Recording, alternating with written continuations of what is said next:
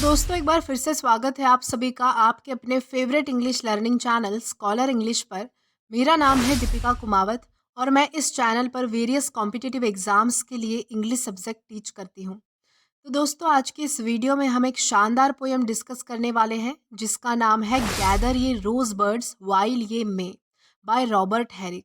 तो चलिए पोयम में आगे बढ़ने से पहले पोएट के बारे में थोड़ी सी इन्फॉर्मेशन जान लेते हैं।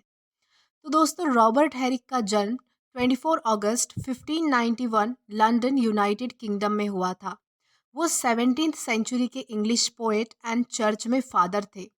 हैरिक जो है वो बेन जॉनसन के बहुत बड़े प्रशंसक थे और बेन जॉनसन की कविता शैली की नकल किया करते थे। हैरिक ने 2500 से भी ज़्यादा कविताएं लिखी जिनमें से कई उनकी प्रमुख रचना जो है वो हेस्पेराइड्स या रॉबर्ट हैरिक के मानवीय और दिव्य दोनों कार्यों में प्रकाशित हुई। हैरिक की शैली उन्हें एक कैवलियर पोइट के रूप में दर्शाती है। रॉबर्ट हैरिक अपने प्रेम गीत के लिए प्रसिद्ध है। उन्होंने अंग्रेजी ग्रामीण जीवन और ग्रामीण रीति रिवाजों से संबंधित कविताएं भी लिखी और लास्टली उनकी डेथ जो है वो 15 अक्टूबर 1674 डीन प्रायर यूनाइटेड किंगडम में हुई थी। तो ये तो हमने बात की पोएट के बारे में। अब हम जानेंगे पोयम के बारे में। तो हमारी पोयम का टाइटल है गैदर ये रोज बर्ड्स वाइल ये मे। इसका मतलब होता है मई के महीने में गुलाब की कलियां इकट्ठा करना। अब इस पोयम का एक्चुअल मीनिंग कुछ और ही है।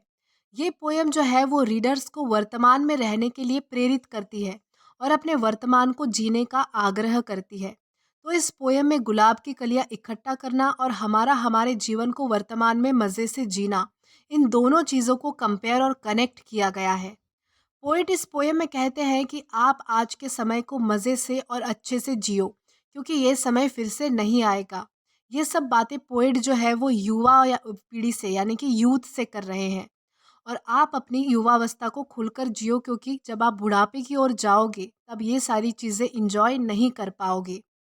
एक बार जब आपका अच्छा समय यानी कि आपकी जवानी बीत जाएगी तब आपका बुरा समय शुरू हो जाएगा यानी कि आपका बुढ़ापा आ जाएगा और आप मृत्यु की ओर जाने लगोगे। यानी यहाँ पर पोइट ये कहते हैं कि जो जोश जो मज़ा आपकी युवावस्था में है वो सारी चीज़ें आप बुढ़ापे में नहीं कर सकते क्योंकि वक्त किसी के लिए भी नहीं रुकता और ये पल जो है वो फिर से नहीं आएगा।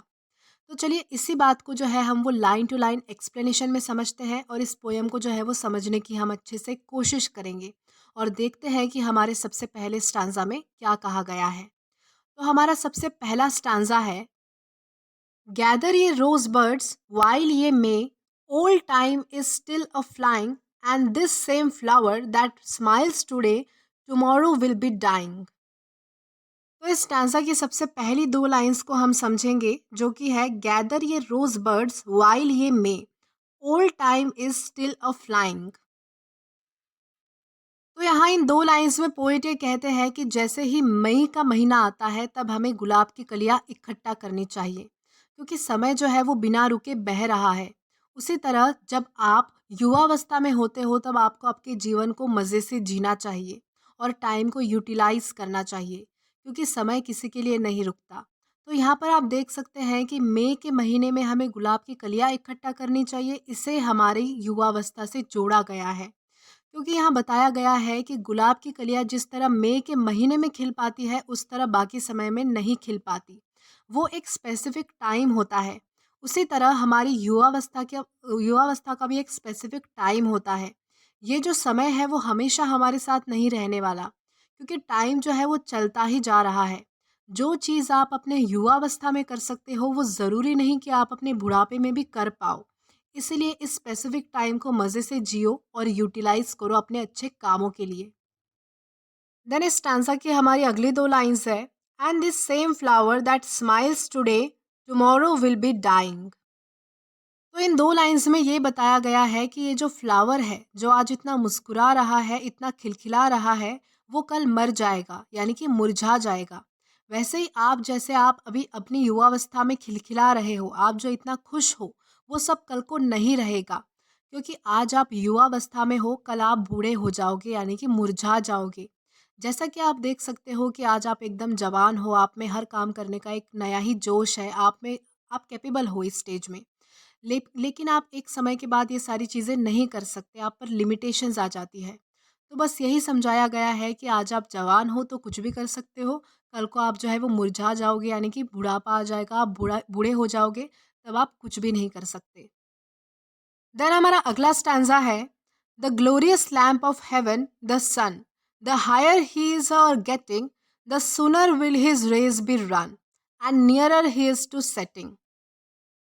तो इस स्टैन्ज़ा की सबसे पहली 2 लाइन्स को समझेंगे, जो कि है the glorious lamp of heaven the sun, the higher he is getting. तो यहाँ इन 2 लाइन्स में बताया गया है कि जो सूरज है, जो सन है, वो हमारे स्वर्ग का यानी कि हेवन का दीपक है, एक लैंप है, और वो ऊँचाई पर जाता रहता है, यानी कि ऊपर की तरफ बढ़ता रहता है। देन अगली 2 लाइन्स है, the sooner will his rays be run and nearer he is to setting. तो यहाँ ये बताया गया है कि जैसे-जैसे सूरज जो है वो ऊपर की ओर बढ़ता है, वैसे ही उसकी जर्नी जो है वो ख़त्म होती जाती है, उसकी रेस ख़त्म होती जाती है और वो अपने अस्त के करीब होता है। उसी तरह जैसे-जैसे आप अपनी उम्र से बढ़ते जाते हो, आप भी अपने मृत्यु के और भी करीब होते जाते हो और आपकी जर्नी यानी कि आपका सफ़र भी जो है वो धीरे-धीरे ख़त्म होता जाता है। तो यहाँ पर यही बताया गया है कि जो सूरज है वो हमारे स्वर्ग का दीपक है, जो हमें रोशनी प्रदान करता है, और वो जैसे-जैसे ऊँचाई पर जाता है वैसे-वैसे ही जो है वो उसका उसका जो समय है, उसकी जो जर्नी है, उसका सफ़र है वो ख़त्म होता जाता है और जो है वो अस्त के करीब होता है। इस बात को जो है वो हमारी लाइफ़ से कंपेयर किया गया है कि जैसे-जैसे हम हमारी उम्र में बढ़ते जाते हैं, वैसे-वैसे हमारी जो लाइफ़ है वो कम होती जाती है। यानी कि हम हमारी मृत्यु की ओर जाते हैं और हमारा जो लाइफ़ का जो समय है, हमारा जो टाइम है, हमारी जो जर्नी है, वो ख़त्म होती जाती है। बस इसी बात को जो है वो इस स्टांज़ा में समझाया गया है।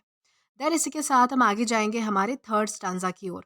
तो हमारा स्टैन्ज़ा है, that age is best which is the first, when youth and blood are warmer, but being spent the worse and worst time still succeed the former. तो इस स्टैन्ज़ा की सबसे पहली लाइन है, that age is best which is the first. तो यहाँ पर ये बताया गया है कि वो उम्र सबसे अच्छी होती है जो पहली होती है। पहली उम्र यानी कि युवावस्था, यानी कि जब आप यंग होते हो, जब आप जवान होते हो, तब वो समय जो है, तब वो जो टाइम है, वो सबसे अच्छा होता है, सबसे बेस्ट होता है। When youth and blood are warmer, क्योंकि आप जब जवान होते हो तब आपका खून जो है वो गर्म होता है, जोशीला होता है, आप में बहुत ज़्यादा जोश होता है और आप जो है वो उस समय में कुछ भी कर सकते हो, आप जो है वो हर काम के लिए कैपेबल होते हो। आप में एक अलग ही लेवल की एनर्जी होती है उस टाइम में। देन स्टांजा की लास्ट 2 लाइन्स है, but being spent the worse and worst time still succeed the former. तो यहाँ इन 2 लाइन्स में ये बताया गया है कि जैसे-जैसे ये टाइम बीत जाता है, यानी कि जैसे-जैसे आपकी जो यंग एज है, आपकी जो युवावस्था है, वो चली जाती है, तब आपका पहले से भी बुरा समय शुरू हो जाता है। देन इसके बाद हमारा लास्ट स्टांजा है, then be not coy but use your time and while ye may go marry, for having lost but once your prime, you may forever tarry. तो इस स्टैन्ज़ा की सबसे पहली लाइन है, then be not coy but use your time. तो इस पहली line में ये बताया गया है कि उस समय में, यानी कि जब आप जवान होते हो, यंग होते हो, तो उस समय में जो है वो कोई भी डाउट मत रखो, संकोच मत रखो और अपने टाइम को जो है वो यूज़ करो। यानी कि अपनी युवावस्था में बिना संकोच किए एन्जॉय करो और टाइम को जो है वो अच्छे कामों के लिए यूटिलाइज़ करो। And while ye may go Mary, और जब तक हो सके सही उम्र में शादी करो। शादी से यहाँ मतलब है कि अपने लाइफ में हर एक मोमेंट को एंजॉय करो और सभी काम सही समय पर करो।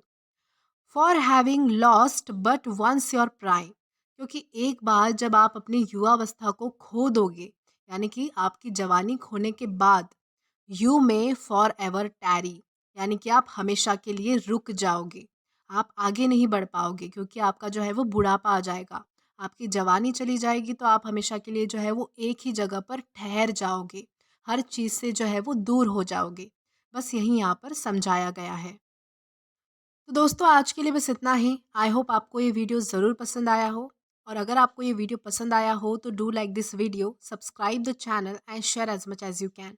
और अगर आपने इससे पहले वाले वीडियोज़ नहीं देखे हैं तो यहाँ पर मैंने एक प्लेलिस्ट प्रोवाइड की है जिसमें आप वो सभी पहले वाले वीडियोज़ भी जो है वो देख सकते हैं।